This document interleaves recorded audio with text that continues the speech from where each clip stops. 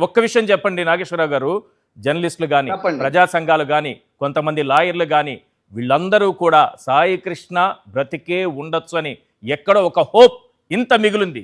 కానీ మీరు చెప్తున్న దాన్ని బట్టి చూస్తే అసలు లేనే లేదన్నట్టుగా కనిపిస్తోంది. స్వయంగా పోలీసులు చెప్పారని మీరు అంటున్నారు. వాళ్ళందరికీ కూడా ధన్యవాదాలండి. వాళ్ళందరికీ కూడా తెలుసండి. ఉభయ కమ్యూనిస్టులు ఊళ్ళో కుక్క చచ్చిపోయినా అరిసేటటువంటి కమ్యూనిస్టులు ఒక్కొక్క జెండాలు కాదు, ఒక్క చేత్తో 2 జెండాలు పట్టుకుని వచ్చే కమ్యూనిస్టులను కూడా నోరు మూపించాడు. ఏమైందండి? ఏమవుద్దండి? మా పోరాటం ఏం చేస్తామండి? బాయిన రమాదేవని బుడ్డశంతన విషయంలో ఒక మహిళ ఒంటరి పోరాటం చేసింది.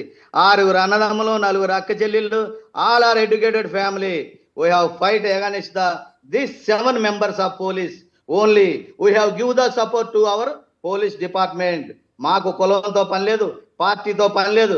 నాకు సహకరించిన వాళ్ళకి నిండు నూరేళ్లు కూడా మీరు బతికుండాలని కోరుకుంటాను. నాకు మద్దతు తెలియజేసిన వాళ్ళకి మీరు ఏం చెప్తే అది చేద్దాం. కానీ నా మేనల్లుడు బాడీ కావాలి. లేదు బూడిదివ్వండి, కాశీలో కలుపుకుంటా, లేదు కళ్ళేపల్లిలో కలుపుకుంటా. అంతేగాని హిందూ సాంప్రదాయం ప్రకారం మా పిల్లవాడిని మేము దహనం చేసుకోపోతే అది మా ముల్లపూడి వంశానికే, మా గాదే వంశానికే తగులుద్దండి. అయ్యా, మేము పోరాటం చేస్తున్నాం. మాకు మోరల్ సపోర్ట్ హైకోర్టులో కానీ బయట హ్యూమన్ రైట్స్లో కానీ ఉంది. మేము ఎక్కడికైనా వెళ్తానికి సిద్ధపడుతున్నాం సార్. వీ వాంట్ మా మేనల్లుడు బాడీ సార్.